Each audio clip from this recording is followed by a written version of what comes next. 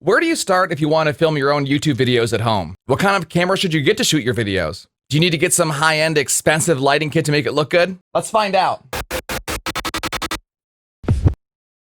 You find yourself watching videos like this on Facebook, YouTube all the time, and you think, I want to make that. I want to shoot a video like that at home for myself. Well, that's what we're going to talk about today. I'm going to show you my process and my setup of how I shoot my videos at my home studio. Now, do I have like the ideal setup? Is it the perfect setup? No. But I think as you're watching this, you can agree. I mean, it looks pretty good, right? The number one question that comes up when somebody is watching a YouTube video or a video online they think is really good, they go, oh my gosh, that's so good. What kind of camera do you use? And honestly, that's the wrong question to be asking. That would be like asking Mariah Carey, oh my gosh, you sing so good. What kind of microphone do you use? She doesn't sound good because of the microphone. The number one most important thing when it comes to video quality, like the actual picture quality of your video, is lighting. I will say this till I'm blue in the face. You can have a $10,000 camera and some really high-end editing software, but it doesn't matter if your lighting's not right. There's this old adage in media, both like video and audio, and they say shit in, shit out. And what that means is if the audio quality going into the microphone or if the video quality going into your camera isn't good, nothing you can do in post is going to make it look or sound better. So again, if you only take one thing away from this video today, let it be this. Lighting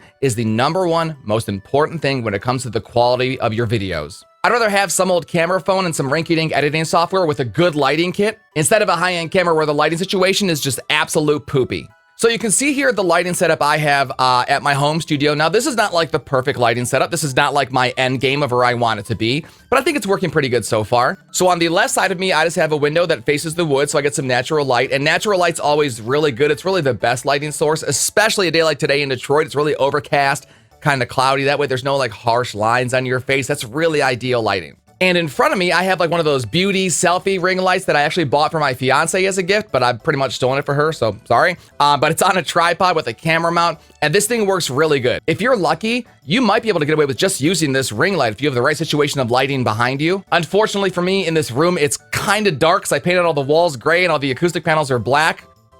So I have to do a couple extra things. Again, I got the window to my left, the selfie ring right in front of me. I have just the above normal room light that's on. It's really kind of orange, but it puts a little bit of light on my head, so it separates me from the background. And then behind me, you can kind of see, I have an uplight. Being a wedding DJ means I have a million lights in my house, so I use this uplight to light up this panel behind me, just so, again, my figure, my silhouette pops off the background. You really don't want a lot of black, because I always wear black. My chair is black, behind me is black, so I need something to separate me from the background so I'm not just blending in. Now, in a perfect world, I'd have like a soft light box here, a soft light box here, maybe a light up above me, behind me, coming down. But, you know, on my channel, I don't talk about, here's the perfect, most expensive way to do this project. It's always, what do you have at home or what's something cheap you can buy to really step up your game?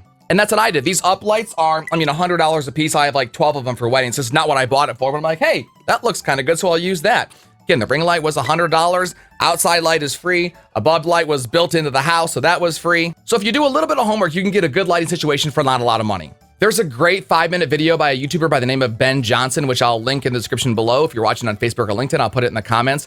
And it's just 5 minutes on how to get the ideal lighting setup for YouTube, and it's way better than I could elaborate on. So I would watch that when you're done with this video.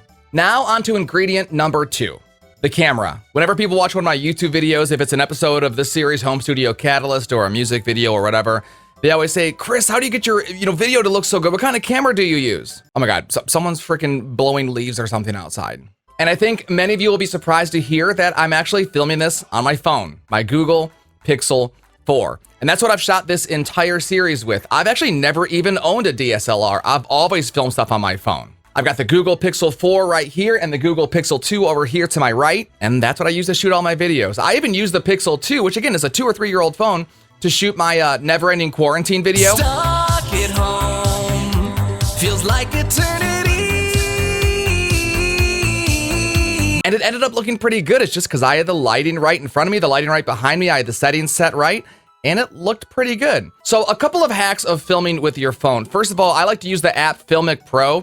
It's on both iOS and Android. It's $15 and it's well worth it. It kind of lets you turn your phone into a DSLR, at least control-wise. Like you can lock in the exposure, lock in the focus, manually change some things, and it gives you a lot more control than your native camera app would have. So it's $15. It's totally worth it. I've been using it forever. It'll really help you up your video game.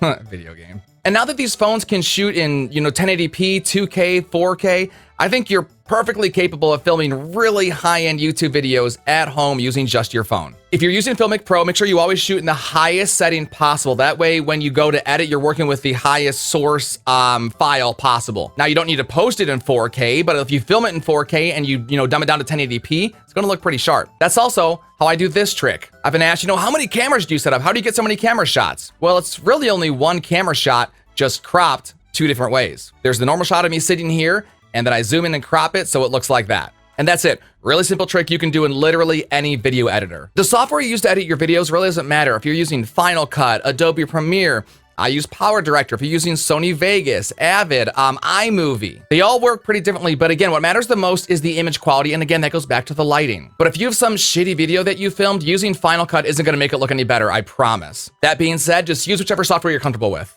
And one more quick tip. A lot of times on this channel, I'll have like a graphic above my shoulder about whatever I'm talking about in that episode. And I recommend putting something behind it so that image pops off the wall and it doesn't just kind of fade into the background. So if you have a picture of maybe your favorite music streaming service or your favorite celebrity, just put something behind them so they're not fading into the background. And that about wraps it up. That is my home setup for shooting videos here at my home studio. And again, I would like to up some of the equipment at some point in time, but for now, this is what I got, and I'm pretty happy with the overall product. If you got any tips or tricks about how to up your video game, again, video game, in this video, I would really appreciate a subscribe. I've been hustling really hard to get these videos out to you every single Sunday morning, and I hope you're getting some value, some knowledge, learning something. So that being said, if you could subscribe to the channel so you can peep future videos, I would really appreciate that. On next week's episode of Home Studio Catalyst, we're going to talk about something I hear a lot from people, and it's, Chris, oh my God, you're so confident in front of a camera. How do you do that? And the trick is, I'm not at all. I'm as insecure as anybody else in front of a camera. It's just I've been doing it for so long, and I've learned some kind of tips along the road,